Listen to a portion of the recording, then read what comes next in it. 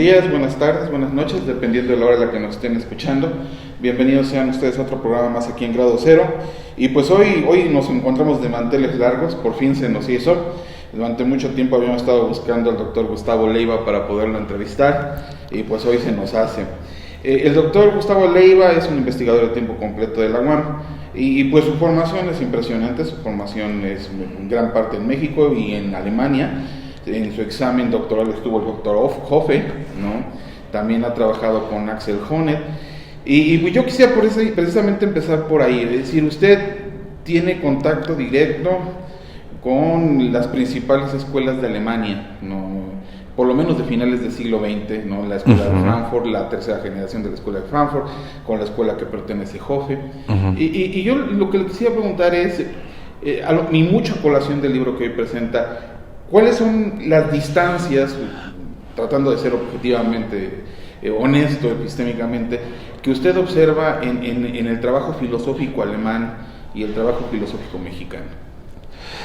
Bueno, yo creo que han sido también condiciones como muy distintas, ¿no? En el caso de México, diría yo que hay una tradición que es muy importante, que se remonta, bueno, hay quienes como el profesor León Portilla remonta el inicio de la filosofía mexicana a la filosofía náhuatl, hay quienes con razón discuten esto, diciendo que en realidad el cultivo sistemático de la filosofía en México empezó en la época de la colonia, más bien, en donde pues básicamente fue la escolástica la que llegó aquí.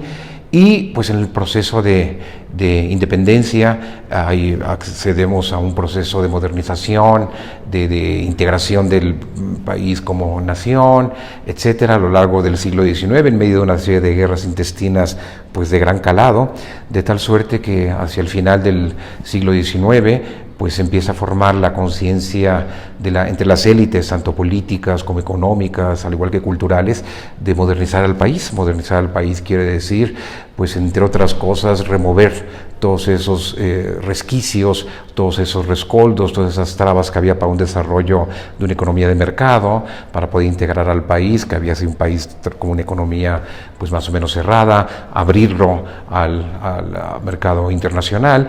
Y en el caso de la educación, pues empezó todo este proceso de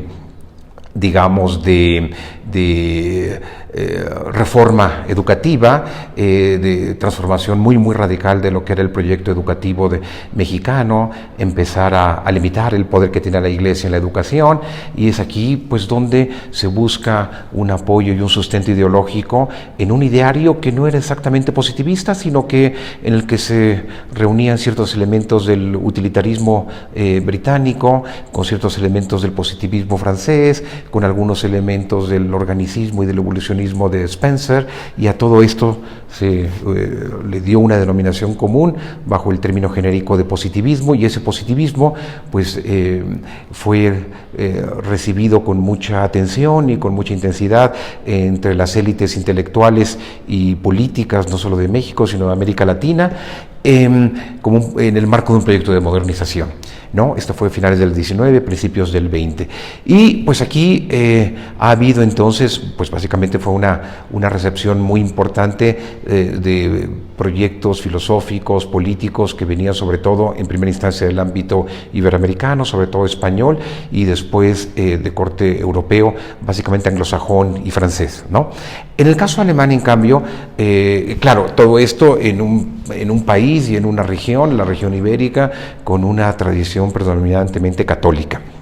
En el caso de Alemania, pues tenemos una constelación distinta, ¿no? Es un país básicamente de una tradición protestante, ¿no? Buena parte de los filósofos alemanes importantes, pienso en Kant, por ejemplo, en Hegel, han estado muy vinculados a la cultura protestante, y pues digamos, aunque los grandes pasos, los pasos fuertes de la filosofía alemana se pueden encontrar ya, diría yo, desde el siglo tal vez XVII, XVIII, Leibniz, Wolff, etcétera.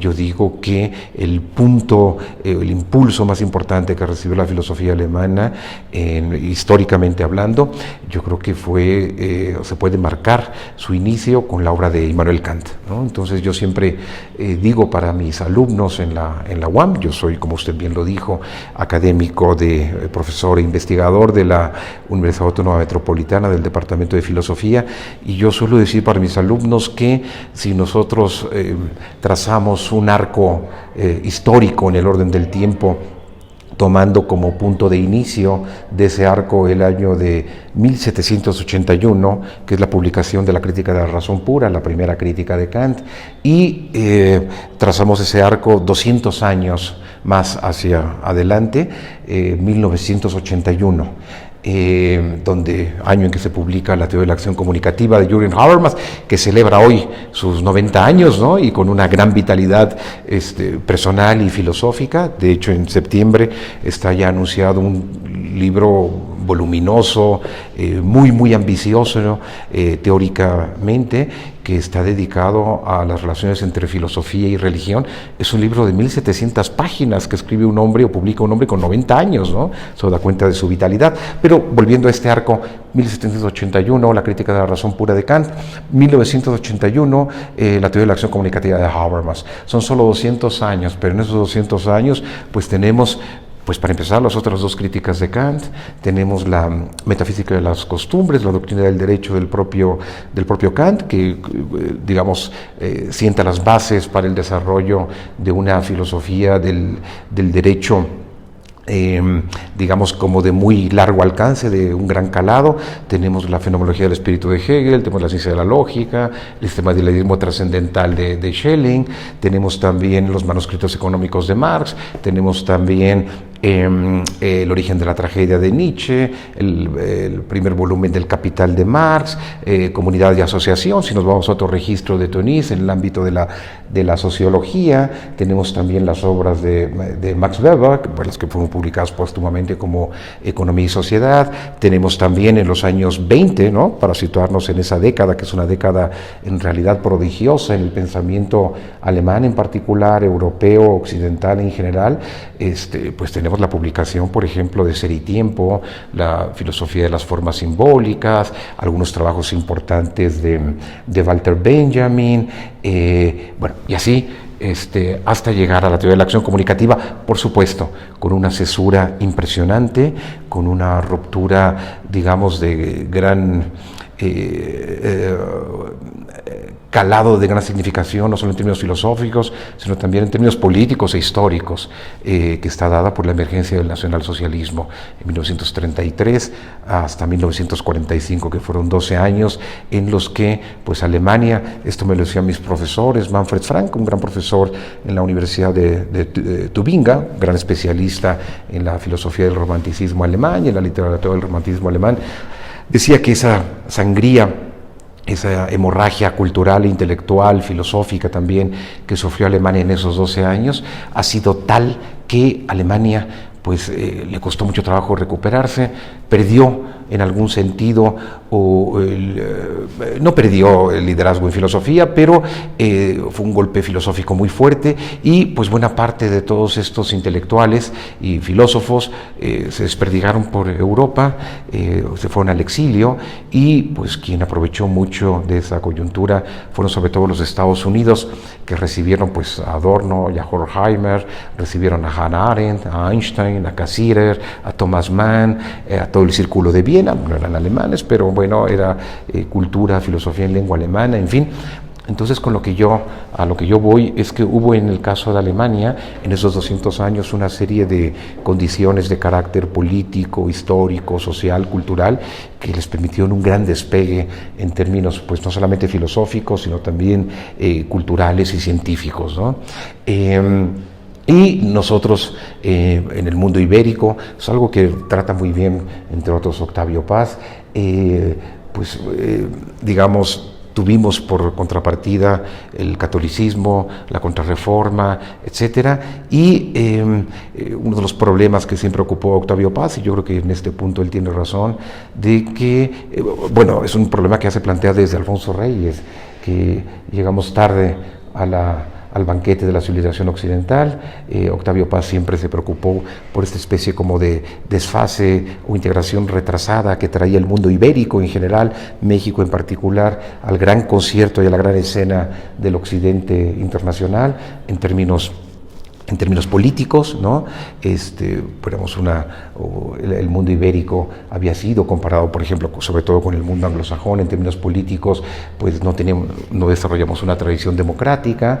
En términos económicos, pues el capitalismo, tal y como se desarrolló en los países europeos, Inglaterra, Francia, Holanda, Estados Unidos, etcétera, en lugar de esa cultura, ¿no?, de libre competencia, de toda esa tradición liberal que se desarrolló justamente con el desenvolvimiento del capitalismo en esos lugares, pues aquí no, tuvimos siempre mercados como muy controlados, cautivos, no se desarrolló una tradición liberal. Recuerdo que Octavio Paz en algún momento decía, bueno, mientras que en Alemania pues ya había Kant, Hegel, en el mundo ibérico pues teníamos Feijó, y teníamos de repente estas personalidades extraordinarias que se desarrollaron pues en algún sentido en los márgenes, ¿no? Sí. Como Sor Juana Inés de la Cruz, en fin. Entonces yo digo, son una serie de condiciones de carácter histórico, político, económico, etcétera, las que han marcado las diferencias entre lo que es México y lo que es Alemania, en este caso en términos filosóficos, ¿no? Me resulta inevitable preguntarle esto. Usted es de la curva hasta la teoría de la acción comunicativa. Sí. ¿Qué opina usted del trabajo de Honneth y ya posteriormente de su discípulo, de Byung-Chul Han? Que está teniendo mucho auge en Alemania. Sí, en el caso de Axel Honneth, pues me parece que Axel Honneth es uno de los representantes más destacados de la generación posterior a Habermas en el ámbito de la teoría crítica. Hoy, justamente en el marco del simposio de filosofía política que me ha tocado coordinar con mi colega Francisco Colom del CSIC de español, tuvimos una mesa muy interesante dedicada a Axel Honneth, y ahí pues bueno, se ve como Axel Honneth fue asistente de Jürgen Habermas, ¿no? Y él en algún momento contó que la manera en que él se acercó a Habermas, o mejor dicho, Habermas lo llamó. Él en alguna ocasión, yo estaba presente, mi esposa estudió directamente con Honneth, y a través de mi esposa, de Miriam Madureira, yo llegué a Axel Honneth, y Axel Honneth en alguna ocasión comentó que él había escrito un trabajo, Honneth, sobre un artículo breve sobre el Tusser, y que después de haber publicado ese artículo sobre el Tusser, si no recuerdo mal, en la revista alemana Merkur, que es una revista muy importante, mensual, cultural, y que después de haber publicado ese artículo recibió un telefonema, y que ese telefonema era de Jürgen Habermas, ¿no?, a quien él no conocía, ya sabía quién era pues, pero no había tenido un contacto directo con él, y que bueno, para Honneth esto fue una gran sorpresa y una gran satisfacción, y que en ese telefonema pues Honneth lo invitó a que fuera a Frankfurt, después lo invitó a ser su asistente,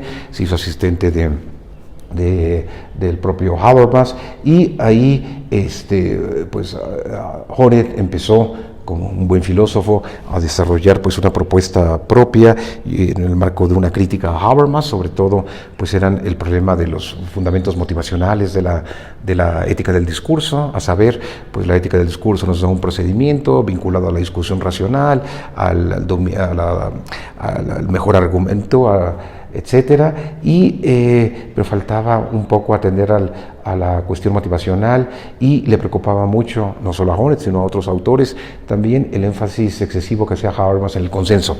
Y entonces el primer trabajo importante que publicó Honneth, que fue su tesis de doctorado, es un trabajo muy interesante que se llama Kritik der Macht, crítica del poder, que es una reflexión sobre Luhmann, sobre Adorno y sobre Foucault, tratando de ver cómo desde estas tres perspectivas se estudia y se analiza el problema del poder, encontrando varias similitudes, ¿no?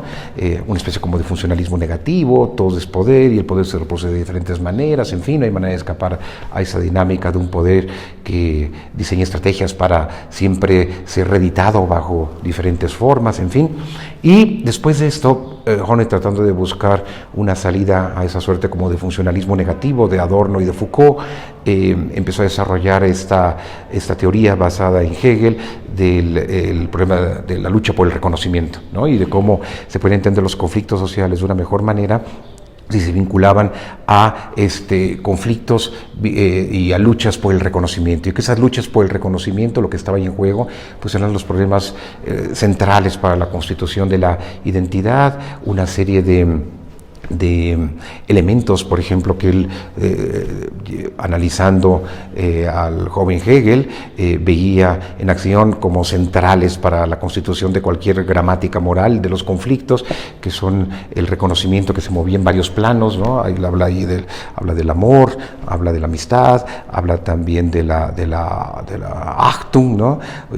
O sea, del respeto, y de las experiencias de desrespeto, ¿no? O de falta de respeto, y cómo es eso lo que lleva a los sujetos, ¿no? Reconocimiento denegado, sentimientos de humillación, de desprecio, etcétera, lo que los mueve y los motiva moralmente en sus diversas luchas, tanto a nivel individual, o expresiones de protesta, tanto a nivel individual como en las luchas sociales.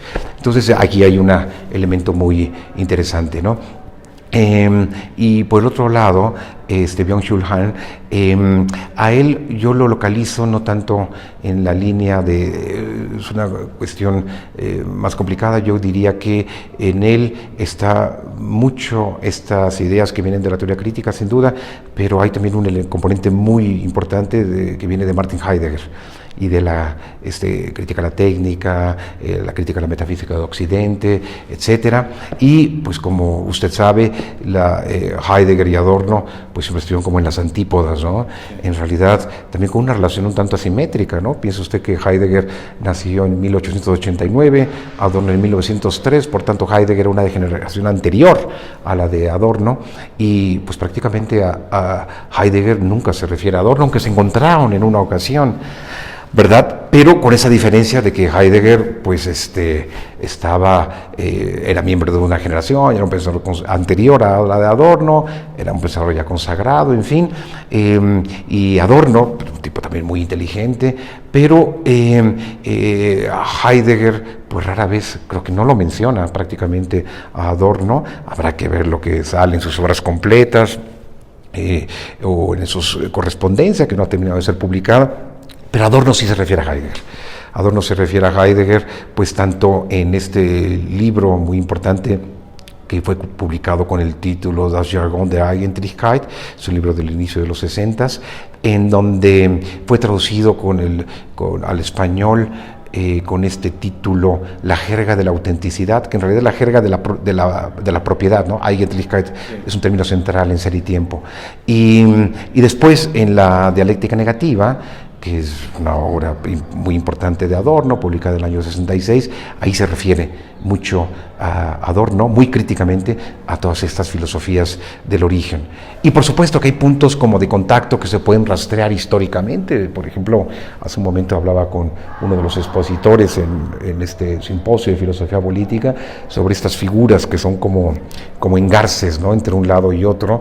Herbert Marcuse, ¿no?, que se había titulado justamente y llegó a ser asistente en un tiempo de Martin Heidegger, y cómo hacia finales de los 20, principios de los 30, Marcuse pues empieza a aproximar al marxismo, curiosamente a raíz de la publicación de los manuscritos del 44, que fue en 1932, y ese acercamiento al marxismo lo lleva a Marcuse progresivamente a aproximarse a la teoría crítica, sobre todo pues a Adorno y a Horkheimer, y pues a través de esto hay como una comunicación o un diálogo mediado, indirecto, con Heidegger por parte de Adorno a través de Marcuse.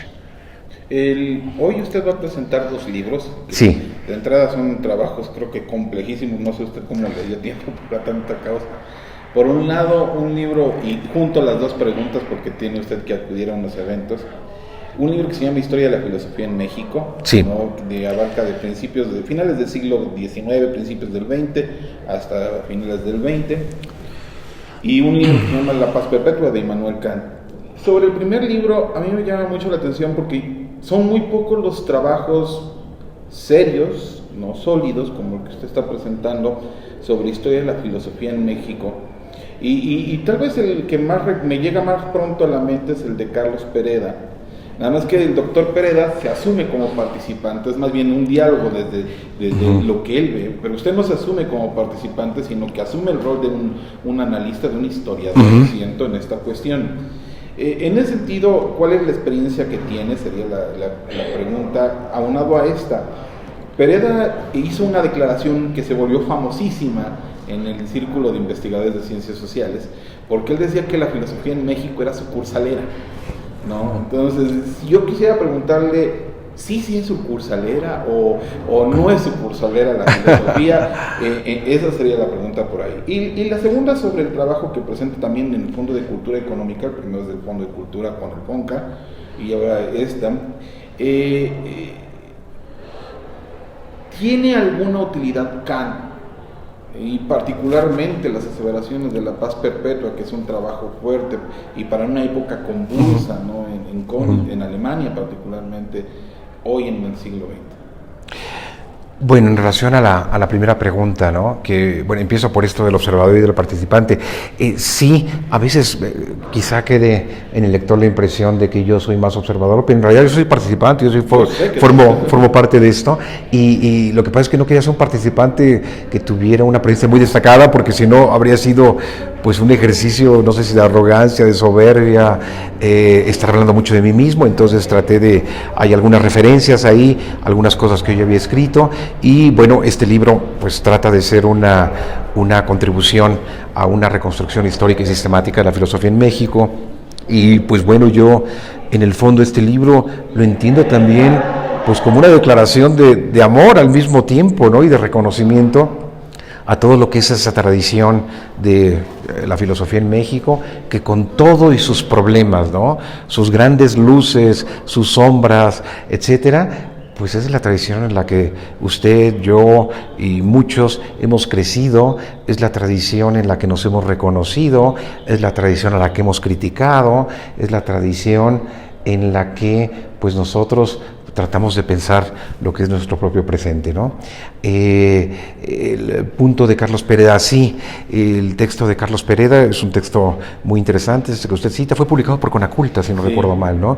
Y ese texto, en realidad, ahí están incorporados una serie de avances que habíamos presentado en un artículo que escribimos él y yo juntos, que era sobre la recepción de la filosofía alemana en México, que fue publicado en un texto hace ya muchos años por el Colegio de México, editado por el profesor León Bieber, que era sobre las relaciones germano-mexicanas desde Humboldt hasta el presente.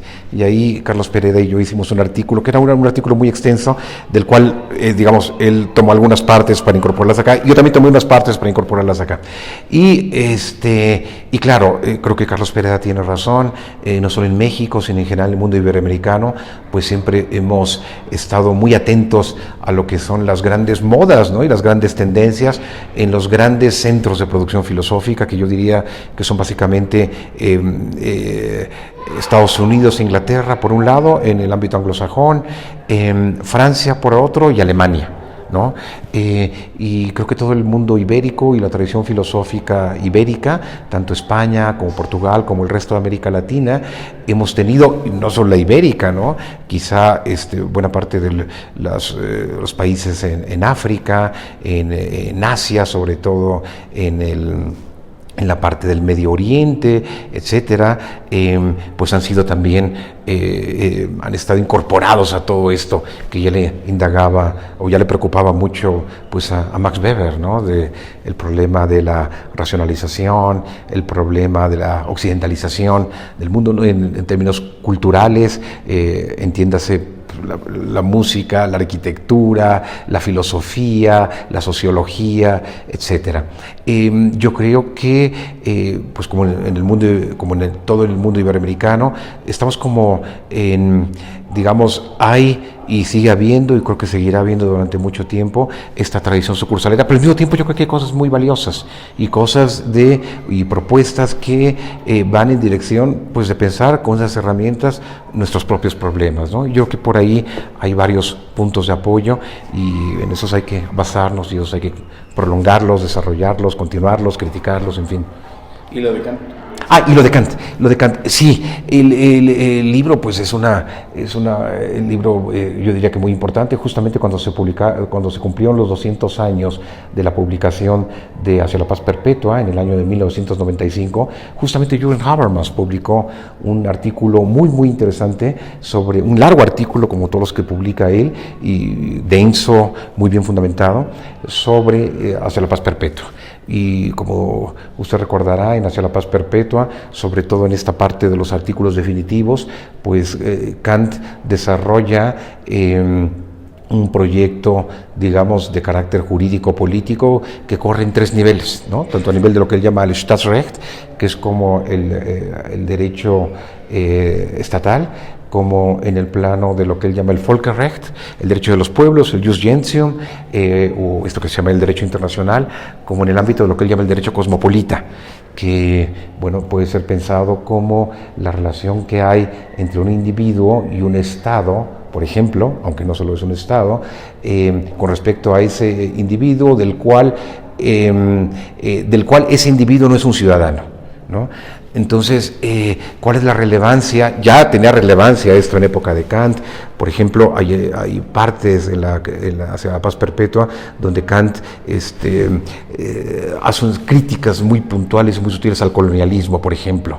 Hay momentos en que Kant se plantea también la pregunta del intervencionismo, y Kant parece defender en algunas partes Hacia la Paz Perpetua una posición soberanista muy fuerte, ¿no? De que los estados son personas y de que nadie se puede entrometer en esa persona. Hay una cláusula, algo así como de inviolabilidad de la soberanía, en fin. Pero a lo que quiero ir el día de hoy, ahí Habermas trataba de repensar el problema de Hacia la Paz Perpetua en el ámbito pues de un mundo cada vez más globalizado, y de un mundo en donde pues se requiere una regulación jurídica en el plano internacional, pues para poder hacer frente a todos estos desafíos de la globalización. Me refiero pues a problemas como los que vivimos ahora en México, los problemas de las migraciones provocadas por la pobreza, por la violencia, por el cambio climático, que bueno, ahora atravesamos una coyuntura muy especial, muy peligrosa, muy difícil con nuestro vecino del norte, y aquí, por ejemplo, una propuesta como la de Kant, o como kantianos, yo diría, modernos, como Habermas sería uno, John Rawls, el último Rawls en The Law of Peoples, ¿no? El derecho de los pueblos o el derecho de gentes sería otro, que también inspirados en Kant, pues quiere hacer una contribución o encontrar elementos ahí, tanto para un derecho internacional como para un derecho cosmopolita, que nos permita dar respuestas hoy para una regulación jurídica en el consciente internacional, una regulación jurídica para que pueda regular, como valga la redundancia, las relaciones y los conflictos entre los diversos estados, 1, y 2, y que nos permita hacer frente con todos estos problemas que tenemos de la migración, de los refugiados, etcétera, ¿no? Creo que ahí habría elementos, y en el derecho cosmopolita, Kant habla de la hospitalidad. Quizá la hospitalidad nos quede hoy pues demasiado corta para atender estos problemas, pero creo que hay una vía como para poder pensar estos problemas. Doctor, ha sido un placer platicar con usted. Tiene otras cosas que hacer el día de hoy, pero le agradecemos estos minutos. No, pues yo les agradezco a ustedes el tiempo, pues la gentileza de esta entrevista, y pues bueno, hasta la próxima. Muchas gracias.